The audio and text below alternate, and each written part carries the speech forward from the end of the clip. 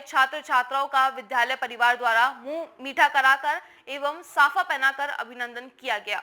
सम्मान समारोह के अंतर्गत तहसीलदार चिमनी लाल सियोल व बीडीओ महेश चौधरी द्वारा उत्कृष्ट प्रतिभाओं को स्मृति चिन्ह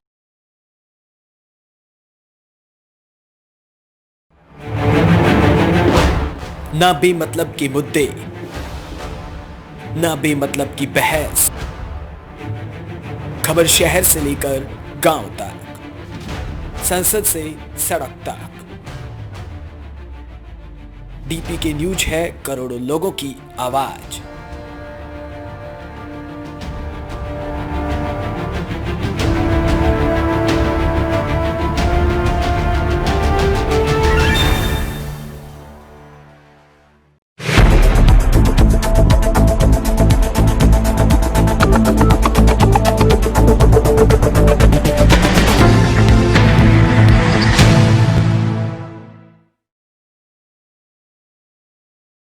नमस्कार, स्वागत है आप सभी का हमारा राजस्थान में और मैं हूं आपके साथ शिवांगी पारिक।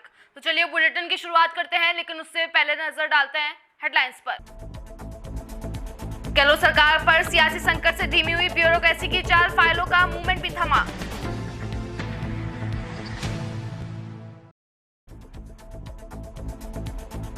मोतरान क्षेत्र में बिजली विभाग की लापरवाही, 2 बूंद बारिश गिरते ही 20 घंटे बिजली गुल।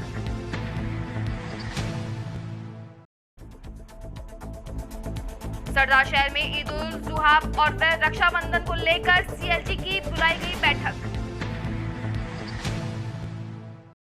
और अब खबरें विस्तार से। प्रदेश में राजनीतिक अनिश्चितता की धुंध साफ नहीं होने के कारण ब्यूरोक्रेसी का निर्णय लेने की क्षमता जबरदस्त तरीके से प्रभावित हो रही है। आलम यह है कि मुख्य सचिव राजमार्गों के कामकाज के अलावा कोई बड़ा नीतिगत निर्णय नहीं ले पा रही है। सरकार के निर्देशों के इंतजार की टकटकी लगाए बैठी ब्यूरोक्रेसी चुप्पी साध कर बैठी है। राज्य में चल रहे सियासी संकट के कारण ब्यूरोक्रेसी की चाल फिलहाल धीमी चल रही है।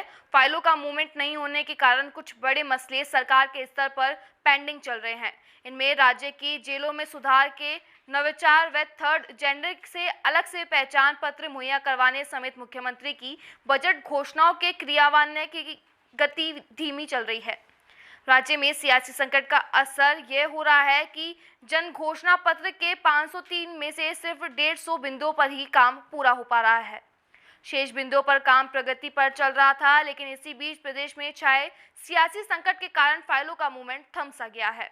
विभागों ने मंत्री के अपने विभाग के अफसरों के साथ नियमित तौर पर मीटिंग नहीं हो पा रही है।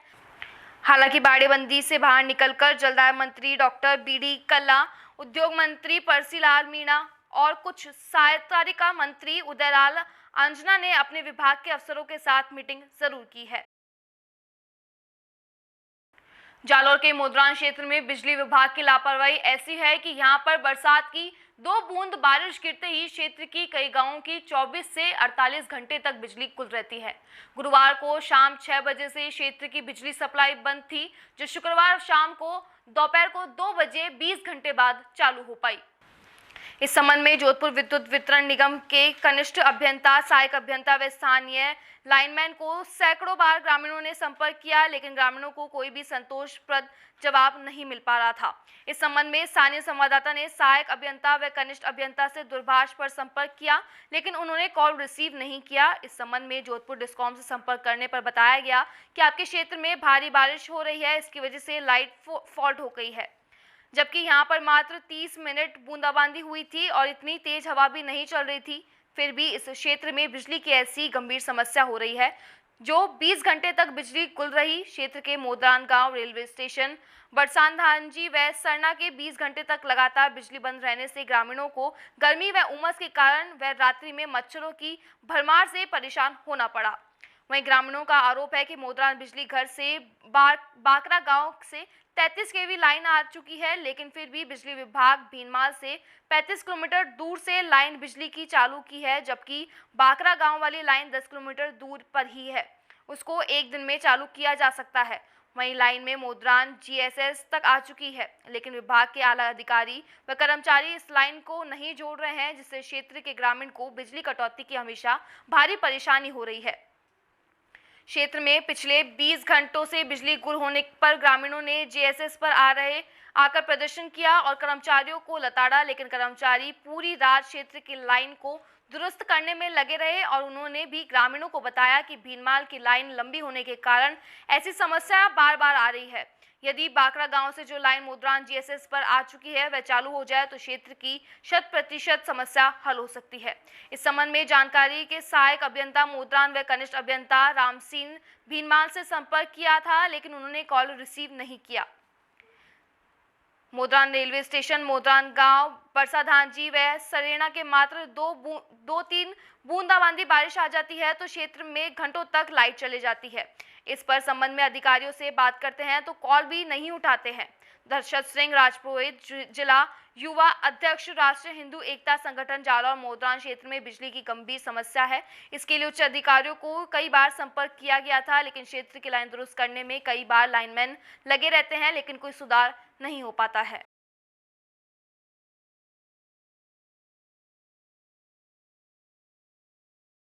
तो वहीं जालौर के भीनमाल में एयू बैंक की स्थानीय शाखा द्वारा ग्राहक सेवा के लिए नागरिक कल्याण मंच के अध्यक्ष मानकमल भंडारी को बेहतरीन ग्राहक के रूप में सम्मानित किया गया। एयू बैंक के शाखा प्रबंधक जितेंद्र सोलंकी ने शाखा में आयोजित एक सादे समारोह में नागरिक कल्याण मंच के अध्यक्ष मानकराम भंडारी को बैंक के सम्मानित सदस्य एवं वरिष्ठ नागरिक सम्मान देते हुए बैंक द्वारा उत्तत छाता व गिफ्ट बॉक्स भेंट स्वरूप प्रदान किया गया। इस अवसर पर संजय कुमार, आरिफ खान, नवरत्न सहित कई लोग उपस्थित थे।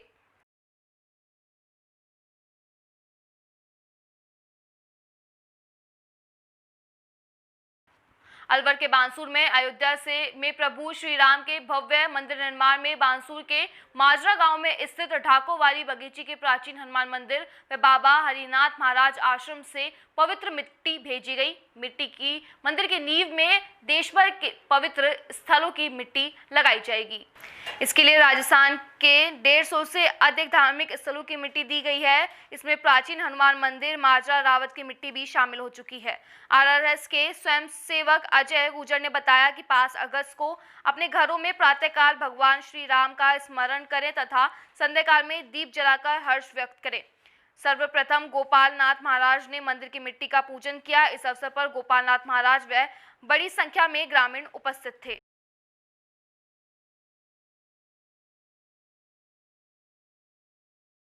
बीकानेर के कोलायत में मौसम विभाग के येलो अलर्ट के बाद कोलायत उपखंड क्षेत्र में पिछले 2 दिन से लगातार बरसात का दौर जारी है। उपखंड के कोलायत, झज्जू, हदा, सिकंदर, लंबाण, म्योकौर सहित आसपास के क्षेत्रों में इंद्रदेव मेहरबान है।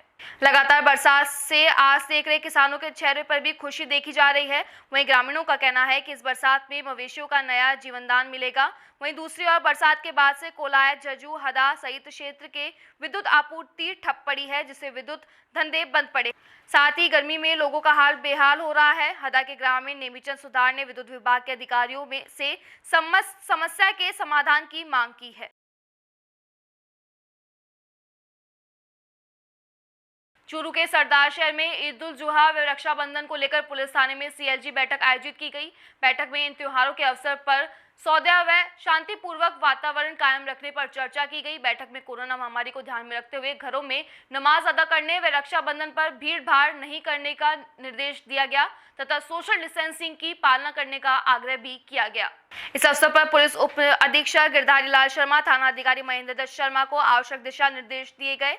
इस अवसर पर उमरुद्दीन सैयद, बालेखा चायल, बशीर खोखर, फारूकजान, जैदन मोहम्मद, ललित सोनी, राजेंद्र मोदी, सुरेश तिवारी, नम्रता बराड़िया, ईशा बराड़िया, मोनिका सैनी, अभिषेक आदि उपस्थित थे।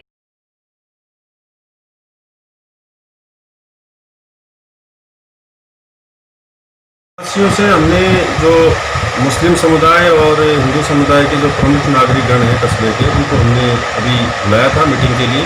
हमने उनसे मीटिंग की है और वो लोग पहले से भी मेंटली भी प्रिपेयर्ड है। पहले भी उन लोगों ने जो है पहले त्यौहार आए थे उनमें भी उन्होंने काफ़ी सहयोग किया था और अभी भी हमें उन्होंने पूरा आश्वस्त किया है कि हम लोग घरों में ही नमाज पढ़ेंगे और रक्षाबंधन के दौरान जो बाज़ार में ख़रीदारी भी जो है हम बिल्कुल सोशल डिस्टेंसिंग की पालना करते हुए करेंगे और किसी प्रकार का न तो उल्लंघन करेंगे और कोरोना महामारी को हराने में पूरा सहयोग देंगे।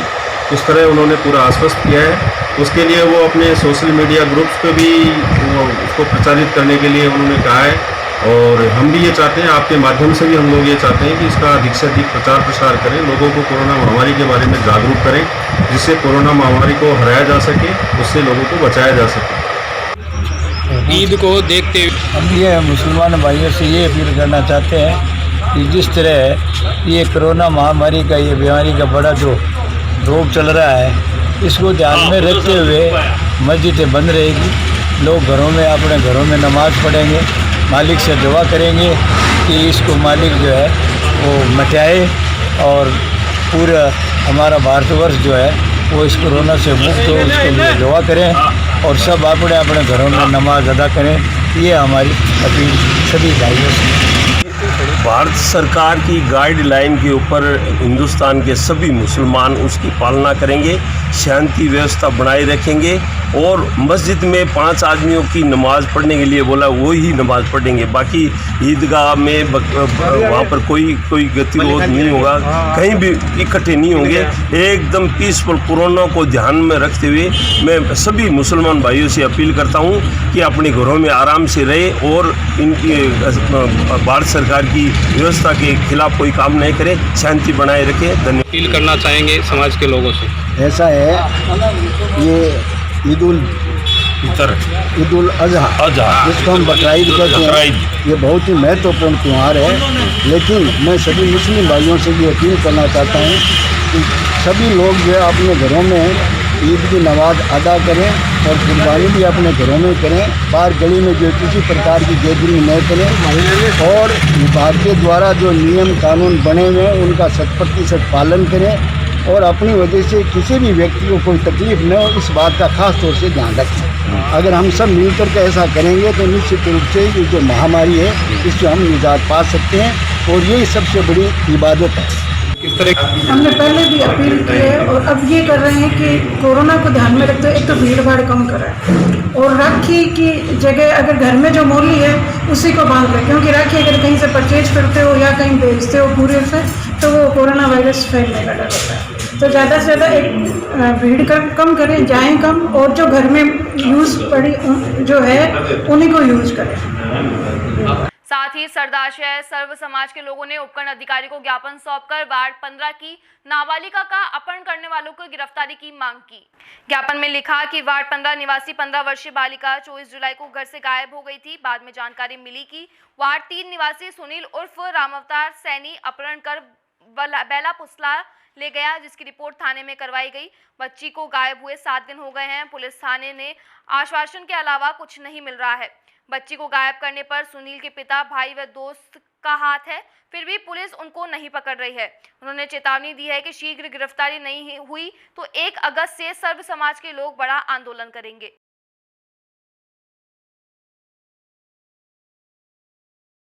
15 वर्षीय बच्चे का अपहरण हुआ है। पुलिस ने शुरुआत में इसमें गुमशुदगी की रिपोर्ट दर्ज की, जो कि पहले ही गलत थी। उनको पहले ही अपहरण की रिपोर्ट दर्ज करनी चाहिए थी, क्योंकि बच्चे का डेटा पहले ही भेज दिया गया था कि वो 15 वर्ष की है। उसके बावजूद पुलिस ने ढीला ढाला रवैया अपना रखा है। पता नहीं पुलिस क्यों अपराधियों का साथ दे रही है, कुछ समझ में नहीं आ रहा है। हमारी मांग है, सर्व समाज के लोग, हम सरदार शहर के यहाँ पर इकट्ठा है और हम ऐसे अपराधियों को सख्त सज़ा दिलाने का समर्थन करते हैं कि इस प्रकार की घटनाएं आगे शहर में न हो, हमारी बच्चियां सुरक्षित रहे। इसके लिए आवश्यक है जल्द से जल्द उन अपराधियों को पकड़ा जाए, उन्हें सख्त सज़ा दी जाए और बच्ची को बरामद किया जाए जल्द से जल्द। और हमने 24 घंटे का अल्टीमेटम माननीय SDM साहिबा को दिया है, उसके बाद हम सख्त निर्णय लेंगे। सर, आपका नाम? ताराचंद। जैसा कि पहले पुलिस प्रशासन को अवगत है कि 7 दिन हो गए 15 वर्ष की बच्ची जो नाबालिग है, अनसमझ है, वो बच्ची 7 दिनों से घर से गायब है। पहले परिजनों ने गुमशुदगी दर्ज करवाई थी, पता चल गया कि बच्चे का अपहरण हुआ है। उसके बावजूद भी पुलिस प्रशासन आज तक उसके वालों पर, लड़कों पर कोई कार्रवाई नहीं कर रही है। घर वाले सब परेशान हैं। 15 वर्ष की बच्ची किस हालत में होगी, किस में नहीं है, इसके लिए हमने आज सरदार सर SDM महोदय को ज्ञापन दिया है और 24 घंटे का अल्टीमेटम। यदि 24 घंटे तक बच्ची अपने घर नहीं पहुंची तो यहाँ पर धरना होगा, प्रदर्शन होगा, बड़ा आंदोलन होगा, जिसकी संपूर्ण जिम्मेदारी सरदार सर पुलिस प्रशासन की होगी। सर, आपका नाम? सुनील कुमार मीणा।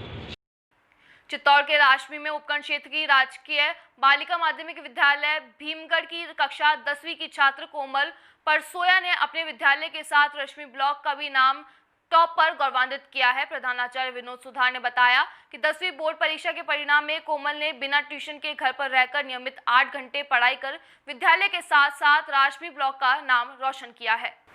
इस बालिका ने 94% अंक प्राप्त किए हैं। गणित और विज्ञान में 100% अंक प्राप्त किए हैं। कोमल ने अच्छे परिणाम का श्रेय अपने माता पिता प्रधानाध्यापक विनोद माथुर, गणित के अध्यापक संतोष कुमार, विज्ञान के अध्यापक गोविंद प्रसाद नागर, ललिता जोशी, राजमल खटीक को दिया है। कोमल ने अपने पिता घनश्याम रैगर भी सरकारी अध्यापक है। माता सुशीला देवी गृहिणी है। यह खबर सुनकर भीमगढ़ सरपंच गणेश लाल पूर्णिया ने कोमल की उपलब्धि को अविस्मरणीय बताया। कोमल के घर पहुंचकर उसका मुंह मीठा करवाया। इसके बाद में विद्यालय स्टाफ को बधाई भी दी। इस मौके पर अध्यापकों ने विद्यालय की मांग के लिए, जिस पर सरपंच पूर्णिया के सहर्ष स्वीकार करके विद्यालय में सीसी सड़क बनाने की घोषणा की है। आपको बता दें कि कोमल भविष्य में इंजीनियर बनकर देश की सेवा करना चाहती है।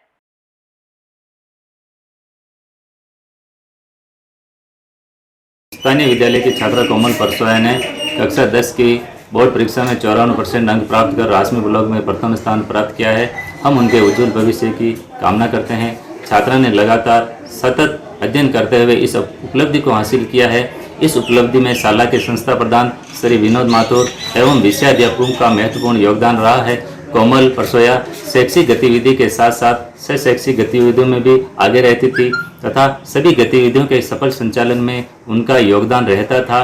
इस उपलब्धि की सूचना पाकर भीमगढ़ के सरपंच साहब श्रीमान गणेश लाल जी पूर्वा जी, जो कि स्वयं शिक्षा के क्षेत्र से जुड़े हुए हैं, उन्होंने इस अवसर पर विद्यालय में आकर विद्यालय स्टाफ को बधाई दी तथा विद्यालय स्टाफ के मांग के अनुसार सीसी रोड के निर्माण की घोषणा की। विद्यालय परिवार कोमल परसोया के उज्जवल भविष्य की कामना करता है। मैं सरपंच भीमगढ़ गणेश लाल पूर्विया कोमल परसोया को बहुत बहुत बधाई देता हूं। उसने मेरे गांव का, मेरे स्कूल का नाम रोशन किया। मैं कल उनके घर पर गया, उसका मुंह मीठा कराया। उसके पिताजी और माताजी को मैंने धन्यवाद दिया। उसके पिताजी भी अध्यापक हैं, मैं भी अध्यापक रहा हूं। इसके साथ ही मैं अभी भीमगढ़ के विद्यालय में गया, वहाँ के माथुर साहब, प्रिंसिपल साहब को और सभी अध्यापकों को मैंने बधाई दी और बहुत बहुत धन्यवाद दिया। उन्होंने कुछ काम मांगा, हमारे अंदर सीसी रोड बननी चाहिए। मैं इसी उपलक्ष्य में सीसी रोड की घोषणा भी अभी करके आया हूँ। सभी को नमस्कार। मैं कोमल परसोया राजकीय बालिका माध्यमिक विद्यालय भीमगढ़ की छात्रा हूँ। मैंने इसी विद्यालय से 10वीं बोर्ड की परीक्षा दी, जिसमें मुझे 94% अंक मिले। इस उपलब्धि का श्रेय सबसे पहले बाबा साहेब भीमराव अंबेडकर को देना चाहती हूँ। तत्पश्चात मेरे गुरुजनों व माता पिता को श्रेय देना चाहती हूँ। मेरे गुरुजनों में हमारे प्रधानाध्यापक श्री विनोद जी माथुर तथा संतोष जी सर, गोविंद जी सर, राजमल जी सर एवं ललिता मैम के निर्देशों से मैंने ये उपलब्धि हासिल की है। आगे चलकर मैं इंजीनियर बन के देश की सेवा करना चाहती हूँ। मेरा आप सभी से निवेदन है कि आप अपने बच्चों को सरकारी विद्यालयों में पढ़ाएं, क्योंकि सरकारी अध्यापक अनुभवी होते हैं तथा विभिन्न प्रकार की परीक्षाएं पास करके आते हैं। फिलहाल हमारा राजस्थान में बस इतना ही। आप देखते रहिए DPK न्यूज़। नमस्कार।